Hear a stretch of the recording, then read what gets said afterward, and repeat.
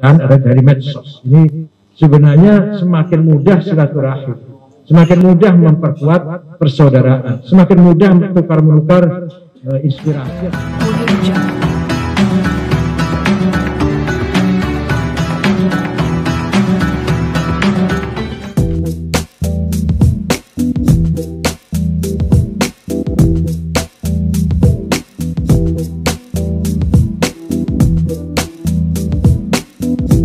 Seharusnya alat medsos itu untuk memperkuat persahabatan, malah sering menjadi alat perpecahan, menjadi penyebab perpecahan ada dari medsos. Ini kebalik 180 derajat.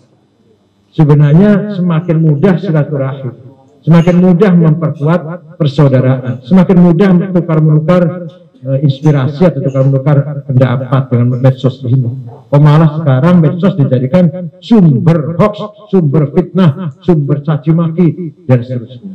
Ini sangat bahaya sekali dan tidak ada ajaran agama yang membenarkan itu semua. Berita bohong, adu domba, hasad, fitnah, tidak ada ajaran agama. Nah, ini semuanya pelajaran bagi kita semua. Jadi artinya apa? Meningkatkan semangat silaturahim lebih kita butuhkan daripada masa lalu di masa sekarang ini. Lebih lagi. Apalagi antara kita yang beda agama. Lebih penting lagi kita harus sering-sering atau meningkatkan pertemuan secara langsung, komunikasi secara langsung supaya ada tafahum, saling pengertian. Kalau sudah kehilangan saling pengertian, maka ada intoleran. Kalau sudah intoleran, radikal. Kalau sudah radikal, ya teroris. Terus terang saja kami di Islam ada namanya Wahabi, Pak ya. Wahabi itu intoleran, bukan teroris, bukan intoleran.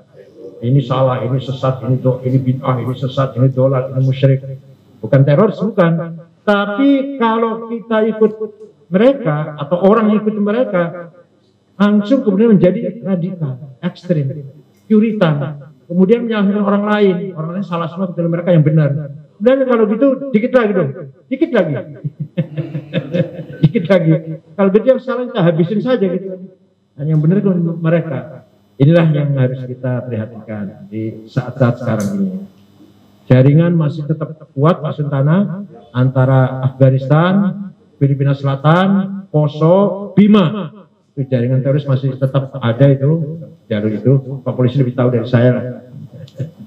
Kemudian silaturahim ini tidak ada artinya atau kurang berarti kalau tidak kita teruskan menjadi silatul fikir, hubungan menyamakan persepsi, menyamakan pendapat, menyamakan ide, gagasan ke depan seperti apa. Kita sudah sepakat NKRI dengan Pancasila dan Undang-Undang 45. Mari kita perkuat persamaan pendapat itu. Mari kita perkuat persepsi itu, ideologi itu. Sudah tidak ada lagi kesempatan orang mempermasalahkan Pancasila. Yang boleh memperdalam, memahami, menghayati, internalisasi itu harus itu. Kalau masih memperdebatkan apakah benar berdasarkan Pancasila ini, sudah sah itu. Baik yang Islam maupun yang non-Muslim. Indonesia yang sudah punya ideologi Pancasila yang kita warisi dari leluhur kita tidak boleh mengotak-atik membicarakan lagi masalah Pancasila, Undang-Undang 45 dan Bhinneka Tunggal Ika. Kita negara kebangsaan, bukan negara agama, tapi penduduknya harus beragama. Dan kalau di masalah ini mayoritas dan minoritas sama saja, sami mawon, asal beragama. Nggak ada ukuran mayoritas minoritas. Dalam hal orang beragama sudah sah menjadi warga bangsa Indonesia. Agamanya apapun, asal beragama sudah sah menjadi kewarganegaraan mengambil warga Indonesia. Tidak kita lihat agama mayoritas atau agama minoritas. Yang penting beragama. Itu namanya kita mari mempersamakan persepsi. Kemudian kalau ada orang yang anti Pancasila gimana? Harus ada pendidikan tegas. Gak boleh ragu-ragu. Sudah, barang siapa yang tidak senang di NKRI, tidak suka dengan Pancasila, silakan, monggo, nggak melarang. Tapi hidupnya di Afghanistan, jangan di Indonesia, monggo silakan. Pendapat bebas saja pendapat kalau mau berpendapat seperti itu. Tapi hidupnya di Afghanistan. Yang ketiga, silatul fikr kita tingkatkan. Tadi kan menyamakan persepsi ini. Kita menjadi silatul amal. Kerjasama yang nyata, kerja nyata. Jadi membuat apa? Pembina, tim working. Ya. Jadi ada jaringan kerjasama antar ormas, antar kita semua. Apa yang harus kita lakukan ke depan ini? Dalam waktu dekat maupun menengah maupun jarak yang jauh, jarak jauh. Kita sebagai kekuatan civil society, alhamdulillah Pak, di Timur Tengah itu tidak ada organisasi yang kuat seperti ini, seperti di kita. Adanya jamiah masjid, organisasi masjid A, masjid B, jadi kecil. Kalau di Eropa, gereja, organisasinya gereja. Di kita alhamdulillah ada NU, ada Muhammadiyah, ada ini organisasi civil society yang luar biasa, ada Perti, ada Persis, ada Syarikat Islam, yang dimana non politik. Jadi organisasi masyarakat, kemasyarakatan, bukan politik, bukan PNS, dalam hal ini bukan PNS, dalam hal organisasinya ini, bukan birokrat, termasuk birokrat, menjaga pilar, menjaga keutuhan masyarakat kita ini. Posisi ormas, keberadaan ormas ini sangat penting sebagai pengawal, yang mengawal keutuhan NKRI. Bukan hanya keutuhan geografi, tapi lebih penting lagi keutuhan budaya, karakter, ikut moral, ikut karakter. Banyak sekali orang pidato, mari kita jaga NKRI, kita dari NKRI. Asumsinya cuma geografinya. Itu iya, itu penting. Kita jaga keutuhan NKRI, darat maupun laut. Tapi yang penting lagi keutuhan budaya. Kita ini punya budaya luar biasa Pak. Jauh lebih mulia daripada luar negeri. Sastu. Bukan lebih mulia lah. Ya beda luar negeri. Silakan mereka seperti itu, kami punya sendiri gitu loh. Contoh. Maaf bagi yang Islam dulu. Di Arab sana, orang lewat di depannya orang lagi sholat, nggak apa-apa.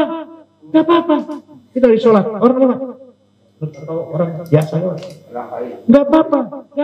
Cuma di sini, nggak boleh atau nggak baik. Lebih dari itu lagi sujud dilangkai kepalanya. Dia betul, yang sudah pernah haji kan? Udah tahu. Yang sudah pernah haji, sudah pernah umroh pasti mengalami. Kepalanya lagi sujud dilangkai orang lewat. Hati nggak tega, tidak tega. Hati tidak sampai untuk melangkai kepalanya orang lagi sujud. Hati nggak nyampe.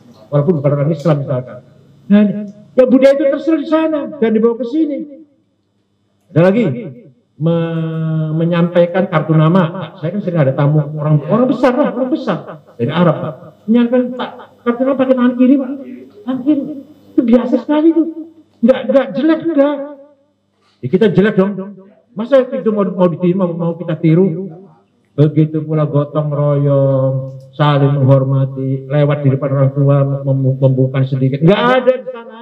Tapi yang jelas kita punya tipologi, kita punya ciri khas, khasais budaya kita yang harus kita pertahankan. Wa innamal umamul akhlaqu ma baqiyat fa inhumu zahabat akhlaquhum zahabu.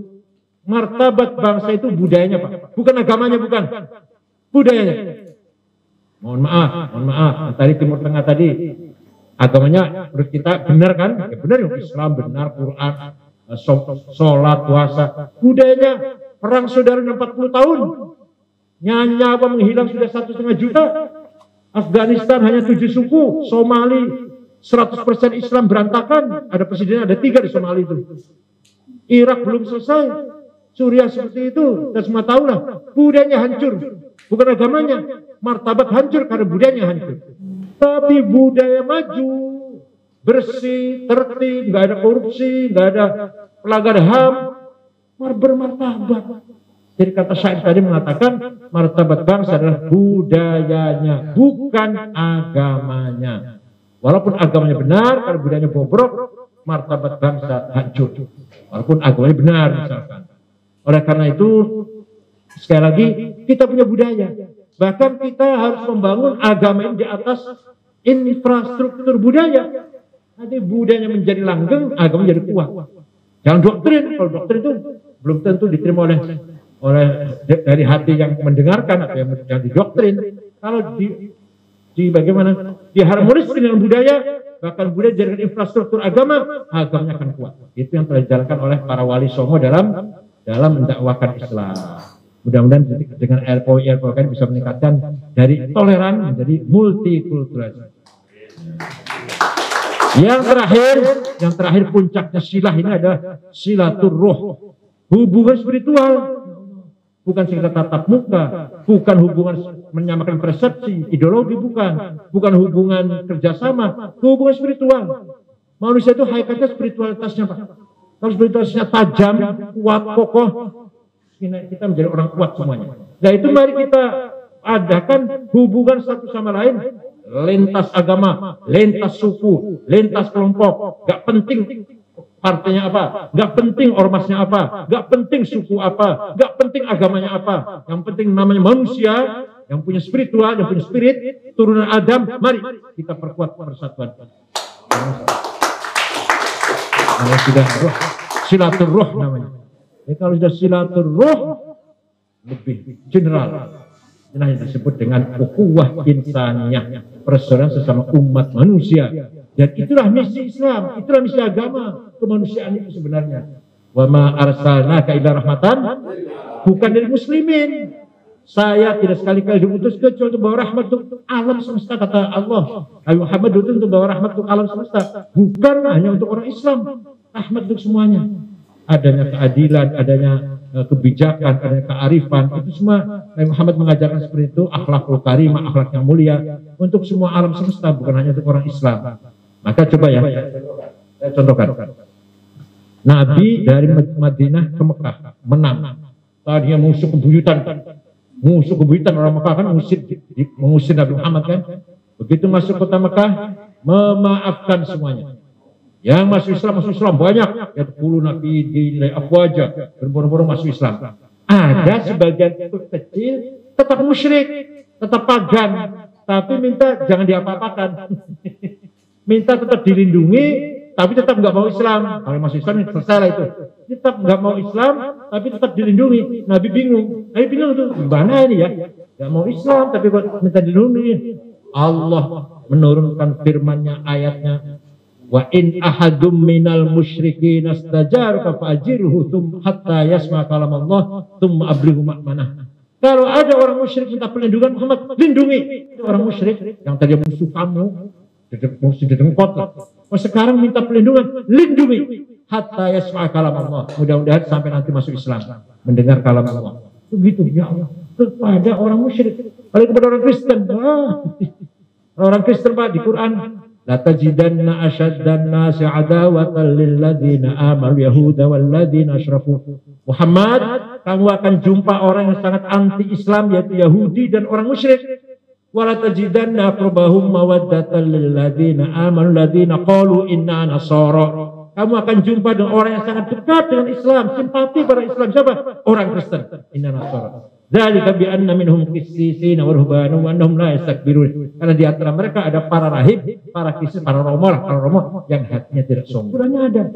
Jadi Nabi Muhammad itu dikasih tahu oleh Allah, ada orang sangat simpati pada Islam. Itu orang Kristen. Kenapa? Karena di antara mereka ajarannya atau memang karakternya tidak sombong. Dan betul ternyata muamalah, muasyarah, pergaulan Nabi Muhammad dengan mereka sudah sangat baik sekali. Ketika ada gosip bahwa Maryam itu zina dengan Yusuf si tukang kayu, juga punya anak Yesus, anak jadah. Turun Al-Quran, wadhkur fil kitabi Maryam idzin tabadat min ahliha makan syarqiyya. Sampaikan Muhammad pada masyarakat, Maryam perempuan kudus, perempuan suci, nggak mungkin melakukan sesuatu yang keji. Islam sangat membela sekali. Ketika Romawi perang dengan Persia, Romawi Katolik, Persia Zoroaster, Romawi kan Katolik itu. Nabi sedih Pak. Muhammad sedih, orang Islam sedih. Turun satu surat Romawi di Quran yang menghibur Nabi Muhammad bahwa nanti sebentar lagi, beberapa tahun lagi akan terjadi perang lagi, Romawi menang. Nah ketika menang, orang Islam harus gembira. Alif lam mim ghulibatir rum fi adnal ardi wa hum min ba'dihim ghalabihim sayaghlibun fi bid'i sinin fa yauma idzi yafrahul mu'minun. Ketika menang, orang mukmin harus bergembira. Baik sekali ayat-ayat seperti itu. Waktunya sudah nggak ada lagi. Kita menyongsong buka bersama. Selamat berbuka puasa kepada melaksanakan ibadah puasa. Mudah-mudahan puasa kita diterima oleh Allah Subhanahu Wa Taala. Amal baik kita diterima dan dosa-dosa kita, kesilapan kita dihapus, dibersihkan oleh Allah Ta'ala di bulan yang suci Ramadan ini. Syukran wa dumtum fil khair wa barakatuh wa najah. Wallahu biqaumin thoriq. Assalamualaikum warahmatullahi wabarakatuh.